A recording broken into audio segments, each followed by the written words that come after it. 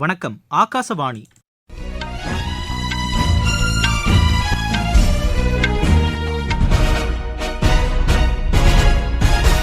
செய்திகள் வாசிப்பவர் கோபிநாத். தலைப்புச் செய்திகள்.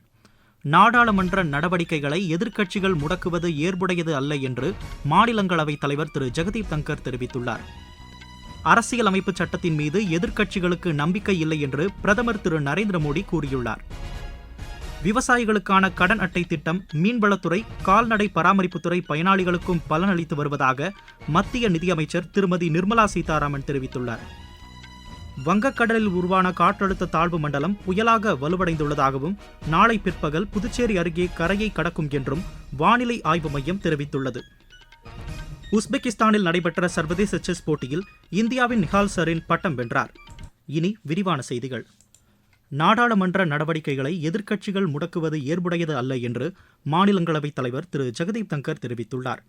மாநிலங்களவையில் இன்று எதிர்க்கட்சிகள் பல்வேறு பிரச்சினைகளை எழுப்பி அமளியில் ஈடுபட்ட நிலையில் குறுக்கிட்டு பேசிய திரு ஜெகதீப் தங்கர், இந்த வாரம் முழுவதும் எதிர்க்கட்சிகள் பிரச்சினைகளை எழுப்பியதன் காரணமாக மக்களுக்காக பயன்பட வேண்டிய அலுவல் நாட்களை இழந்திருப்பதாக கூறினார். இதன் மூலம் உறுப்பினர்கள் அனைவரும் நாட்டு மக்களை அவமதிப்பதாக அவர் குறை கூறினார்.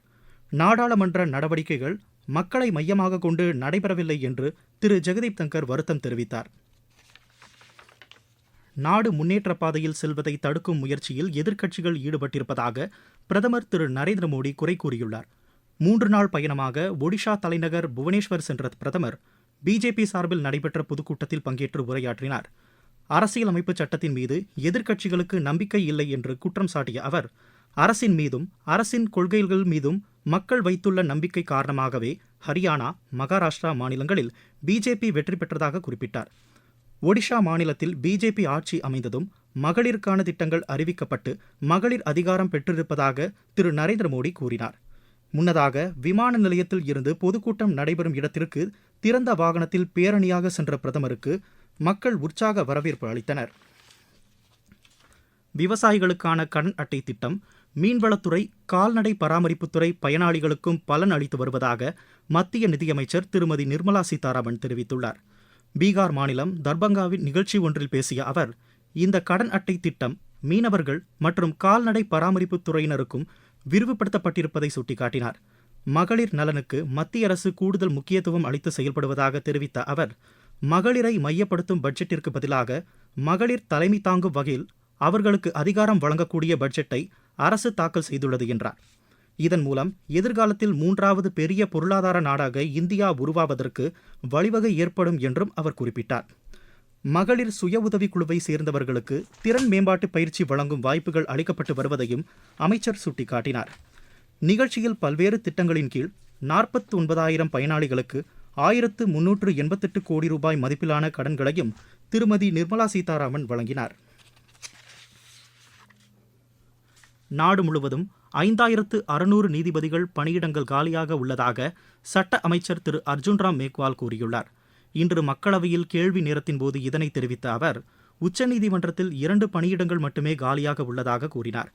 கடந்த 5 ஆண்டுகளில் மட்டும் உயர்நீதிமன்றங்களில் 500 நீதிபதிகள் நியமிக்கப்பட்டுள்ளதாகவும் அமைச்சர் தெரிவித்தார். ஜவுளித்துறையில் மகளிருக்கு வேலைவாய்ப்பு மற்றும் திறன் மேம்பாட்டு பயிற்சி வழங்கும் வகையில் 6 லட்சம் பேருக்கு பயிற்சி வழங்கப்பட்டுள்ளதாக மத்திய ஜவுளித்துறை இணையமைச்சர் திரு பபித்ரா மார்கரிட்டா தெரிவித்துள்ளார். புதுதில்லியில் இன்று செய்தியாளர்களிடம் பேசிய அவர், ஜவுளித்துறையில் மகளிரின் பங்களிப்பு குறிப்பிடத்தக்க அளவில் அதிகரித்துள்ளதாக கூறினார். அரசின் சமார்த் திட்டத்தின் கீழ் பயிற்சி பெற்ற பயனாளிகளில் 88% பேர் மகளிர் என்றும் அவர்களுக்கு அதிகாரம் வழங்க அனைத்து முயற்சிகளையும் அரசு மேற்கொண்டிருப்பதாகவும் அமைச்சர் தெரிவித்தார். நாட்டில் அறிவியல் இதழியல் கலாச்சாரத்தை உருவாக்க வேண்டியது அவசியம் என்று மத்திய அறிவியல் மற்றும் தொழில்நுட்பத்துறை இணையமைச்சர் டாக்டர் ஜிதேந்திர சிங் வலியுறுத்தியுள்ளார். புதுதில்லியில் நிகழ்ச்சி ஒன்றில் பேசிய அவர், புத்தாக்க கண்டுபிடிப்புகளை சமூகத்துக்கு பலன் தருபவையாக மாற்றுவதற்கு பயனுள்ள அறிவியல் தொடர்பு மிகவும் முக்கியமானது என்று கூறினார். அறிவியல் தொடர்பான சிறப்பு செய்திகளை சேகரிப்பதன் மூலம் அறிவியல் இதழியல் கலாச்சாரத்தை மேம்படுத்த முடியும் என்று டாக்டர் ஜிதேந்திர சிங் குறிப்பிட்டார். நாடு முழுவதும் 14,000க்கும் மேற்பட்ட மத்திய அரசின் மலிவு விலை மருந்தகங்கள் செயல்பட்டு வருவதாக உரத்துறை இணையமைச்சர் திருமதி அனுப்பிரியா பட்டேல் கூறியுள்ளார். மக்களவையில் கேள்வி நேரத்தின் போது இதனை தெரிவித்த அவர், அடுத்த 3 ஆண்டுகளுக்குள் 25,000 மருந்தகங்களை திறக்க இலக்கு நிர்ணயிக்கப்பட்டுள்ளதாக கூறினார். தற்போது புதிய மருந்தகங்களை திறப்பதற்காக 990 விண்ணப்பங்கள் பரிசீலனையில் உள்ளதாகவும் அமைச்சர் தெரிவித்தார். நீங்கள் கேட்டுக்கொண்டிருப்பது ஆகாசவாணியின் செய்தி அறிக்கை. நேயர்களே, சென்னை அகில இந்திய வானொலியின் மாநில செய்தி பிரிவு வழங்கும் சுழல் விளக்கு சனிக்கிழமை தோறும் காலை 7 மணிக்கு ஒலிபரப்பாகிறது. நடப்பு நிகழ்வுகளின் கட்டுரை வடிவிலான இந்த பகுதியில் நாளை இடம்பெறுகிறது அரசியல் சாசன தினம் குறித்த ஒரு பார்வை. ஒருங்கிணைந்த அலைவரிசையில் ஒலிபரப்பாக உள்ள இந்த நிகழ்ச்சியை கேட்க தவறாதீர்கள். வங்கக்கடலில் உருவான காற்றழுத்த தாழ்வு மண்டலம் புயலாக வலுவடைந்துள்ளதாக சென்னை வானிலை ஆய்வு மைய இயக்குநர் திரு செந்தாமரை கண்ணன் தெரிவித்துள்ளார். சென்னையில் இன்று எமது செய்தியாளரிடம் பேசிய அவர், ஃபெஞ்சல் என்று பெயரிடப்பட்டுள்ள இந்த புயல் நாளை பிற்பகல் மகாபலிபுரத்திற்கும் காரைக்காலுக்கும் இடையே கரையை கடக்கக்கூடும் என்று கூறினார். தென்மேற்கு வங்கக்கடல் பகுதிகளில் நிலவிய ஆழ்ந்த காற்றழுத்த தாழ்வு மண்டலம் இந்த பிற்பகல் புயலாக வலுப்பெற்று புதுச்சேரிக்கு தென்கிழக்கு 270 கிலோமீட்டர் தொலைவிலும் சென்னைக்கு தென்கிழக்கு 300 கிலோமீட்டர் தொலைவிலும் நிலை கொண்டுள்ளது.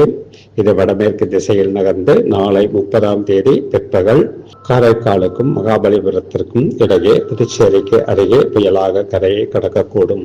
இதன் காரணமாக இன்று 29 மற்றும் நாளை 30ஆம் தேதிகளில் வட தமிழக கடலோர மாவட்டங்களில் பரவலாக மிதமானது முதல் கனமழைக்கு வாய்ப்புள்ளது. ஒரு சில இடங்களில் கன முதல் மிக கனமழையும், ஓரிரு இடங்களில் அதி கனமழைக்கும் வாய்ப்புள்ளது. புயல் கரையை கடக்கும் போது தரைக்காற்றானது மணிக்கு 70 முதல் 80 கிலோமீட்டர் வேகத்திலும் இடையிடையே 90 கிலோமீட்டர் வேகத்திலும் வீசக்கூடும். மேலும் மீனவர்கள் இன்றும் நாளையும் கடலுக்கு மீன்பிடிக்க செல்ல வேண்டாம் என்று அறிவுறுத்தப்படுகிறார்கள். பங்களாதேஷில் உள்ள சிறுபான்மையினரின் பாதுகாப்பிற்கு அனைத்து நடவடிக்கைகளும் எடுக்க வேண்டும் என்று இந்தியா வலியுறுத்தியுள்ளது.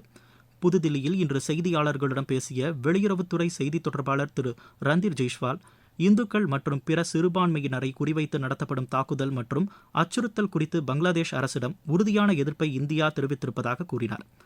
இந்துக்களுக்கு எதிராக தாக்குதல் சம்பவங்கள் அதிகரித்து வருவது கவலை அளிப்பதாக உள்ளது என்றும் அவர் கூறினார். சமூக சேவையில் பிரபலமாக விளங்கும் இஸ்கான் அமைப்புக்கு எதிராக பங்களாதேஷ் அரசு நடவடிக்கை எடுத்து வருவதும் அந்த அமைப்பைச் சேர்ந்த சின்மோய் கிருஷ்ணதாஸ் கைது செய்யப்பட்டிருப்பதையும் சுட்டிக்காட்டியுள்ள திரு ரன்தீர் ஜெய்ஸ்வால், அது தொடர்பான சட்ட நடவடிக்கைகள் மேற்கொள்ளப்பட்டுள்ளன என்றார். இதற்கிடையே இஸ்கான் அமைப்புடன் தொடர்புடைய 17 பேரின் வங்கிக் கணக்குகளை பங்களாதேஷ் நிதி உளவு பிரிவு முடக்கியுள்ளது. மகாராஷ்டிரா மாநிலம் கோண்டியா மாவட்டத்தில் இன்று நேரிட்ட சாலை விபத்தில் 9 பேர் உயிரிழந்தனர், 30க்கும் மேற்பட்டோர் காயமடைந்தனர். பிந்துராவனா டோலா கிராமத்தில் சதாக் அர்ஜுனி என்ற இடத்தில் அரசு பேருந்து கட்டுப்பாட்டை இழந்து கவிழ்ந்து இந்த விபத்து ஏற்பட்டதாக காவல்துறையினர் தெரிவித்தனர். காயமடைந்தவர்கள் மருத்துவமனையில் அனுமதிக்கப்பட்டனர். உயிரிழந்தவர்களின் குடும்பத்தினருக்கு மகாராஷ்டிரா முதலமைச்சர் திரு ஏக்நாத் ஷிண்டே தலா 10 லட்சம் ரூபாய் நிதியுதவி வழங்க உத்தரவிட்டுள்ளார். இந்த விபத்தில் உயிரிழந்தவர்களின் குடும்பத்தினருக்கு பிரதமர் திரு நரேந்திர மோடி இரங்கல் தெரிவித்துள்ளார். அவர் வெளியிட்டுள்ள சமூக வலைதள பதிவில், விபத்தில் காயமடைந்து சிகிச்சை பெறுபவர்கள் விரைவில் குணமடைய வேண்டும் என்று கூறியுள்ளார். உயிரிழந்தோர் குடும்பத்தினருக்கு பிரதமரின் நிவாரண நிதியில் இருந்து தலா 2 லட்சம் ரூபாய் வழங்கவும் உத்தரவிடப்பட்டுள்ளதாக பிரதமர் அதில் தெரிவித்துள்ளார். அரசியல் சாசனம் அறிவோம் குறித்த சிறப்பு நேர்காணல் நிகழ்ச்சிக்கு சென்னை அகில இந்திய வானொலியின் மாநில செய்திப் பிரிவு ஏற்பாடு செய்துள்ளது. வழக்கறிஞர் ஷாமிலி ராஜ்குமாருடன் ஊடகவியலாளர் சுமித்ரா ரத்னம் பங்கேற்கும் இந்த நிகழ்ச்சியின் முதல் பகுதி ஒருங்கிணைந்த அலைவரிசையில் இன்றிரவு 8:30 மணிக்கு ஒலிபரப்பாகிறது. உஸ்பெகிஸ்தானில் நடைபெற்ற சர்வதேச செஸ் போட்டியில் இந்தியாவின் ஹிஹால் சரீன் பட்டம் வென்றார். இப்போட்டியின் இறுதிச் சுற்று முடிவில் 7.5 புள்ளிகளுடன் அவர் இப்பட்டத்தை கைப்பற்றினார். சையத் மோடி சர்வதேச பேட்மிண்டன் போட்டியில் இந்தியாவின் PV சிந்து அரையிறுதிக்கு முன்னேறியுள்ளார். லக்னோவில் நடைபெற்று வரும் இப்போட்டியின் மகளிர் ஒற்றையர் பிரிவு காலிறுதி ஆட்டத்தில் அவர் 21-15, 21-17 என்ற செட் கணக்கில் சீனாவின் டை வாங்கை வென்றார். மற்றொரு ஆட்டத்தில் உன்னதி ஹூடா 21-16, 21-9 என்ற செட் கணக்கில் அமெரிக்காவின் இஷிகா ஜெய்ஸ்வாலை வென்று அரையிறுதிக்கு முன்னேறினார். மகளிர் இரட்டையர் பிரிவில் ட்ரீசா ஜோலி காயத்ரி கோபிச்சந்த் இணையும், கலப்பு இரட்டையர் பிரிவில் த்ரூ கபிலா டனிஷா கிராஸ்டோ இணையும் அரையிறுதிக்கு முன்னேறியுள்ளனர். மீண்டும் தலைப்புச் செய்திகள். நாடாளுமன்ற நடவடிக்கைகளை எதிர்க்கட்சிகள் முடக்குவது ஏற்புடையது அல்ல என்று மாநிலங்களவைத் தலைவர் திரு ஜெகதீப் தங்கர் தெரிவித்துள்ளார். அரசியலமைப்பு சட்டத்தின் மீது எதிர்க்கட்சிகளுக்கு நம்பிக்கை இல்லை என்று பிரதமர் திரு நரேந்திர மோடி கூறியுள்ளார். விவசாயிகளுக்கான கடன் அட்டை திட்டம், மீன்வளத்துறை, கால்நடை பராமரிப்புத்துறை பயனாளிகளுக்கும் பலன் அளித்து வருவதாக மத்திய நிதியமைச்சர் திருமதி நிர்மலா சீதாராமன் தெரிவித்துள்ளார். வங்கக்கடலில் உருவான காற்றழுத்த தாழ்வு மண்டலம் புயலாக வலுவடைந்துள்ளதாகவும் நாளை பிற்பகல் புதுச்சேரி அருகே கரையை கடக்கும் என்றும் வானிலை ஆய்வு மையம் தெரிவித்துள்ளது. உஸ்பெகிஸ்தானில் நடைபெற்ற சர்வதேச செஸ் போட்டியில் இந்தியாவின் நிஹால் சரீன் பட்டம் வென்றார். இத்துடன் இந்த செய்தி அறிக்கை நிறைவு பெற்றது.